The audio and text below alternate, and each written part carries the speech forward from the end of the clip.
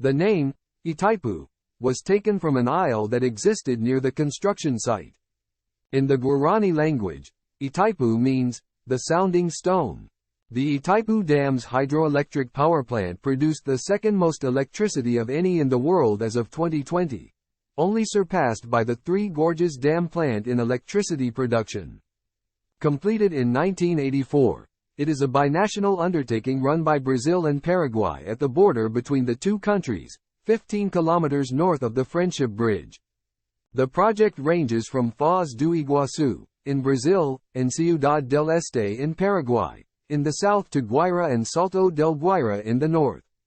The installed generation capacity of the plant is 14 gigawatts, with 20 generating units providing 700 megawatts each with a hydraulic design head of 118 meters. Of the 20 generator units currently installed, 10 generate at 50 Hz for Paraguay and 10 generate at 60 Hz for Brazil. Since the output capacity of the Paraguayan generators far exceeds the load in Paraguay, most of their production is exported directly to the Brazilian side, from where two 600 kV HVDC lines, each approximately 800 kilometers long, carry the majority of the energy to the São Paulo, Rio de Janeiro region where the terminal equipment converts the power to 60 Hz.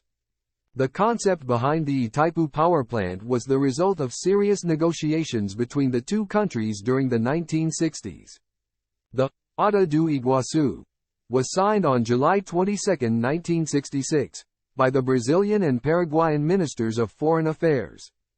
This was a joint declaration of the mutual interest in studying the exploitation of the hydro resources that the two countries shared in the section of the Parana River starting from, and including, the Salto de Sete Quedas, to the Iguaçu River watershed.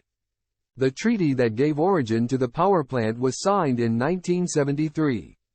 When construction of the dam began, approximately 10,000 families living beside the Parana River were displaced because of construction.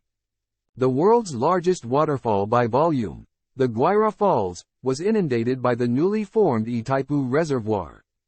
The Brazilian government later liquidated the Guaira Falls National Park. A few months before the reservoir was filled, 80 people died when an overcrowded bridge overlooking the falls collapsed, as tourists sought a last glimpse of the falls. The course of the seventh biggest river in the world was shifted, as were 50 million tons of earth and rock.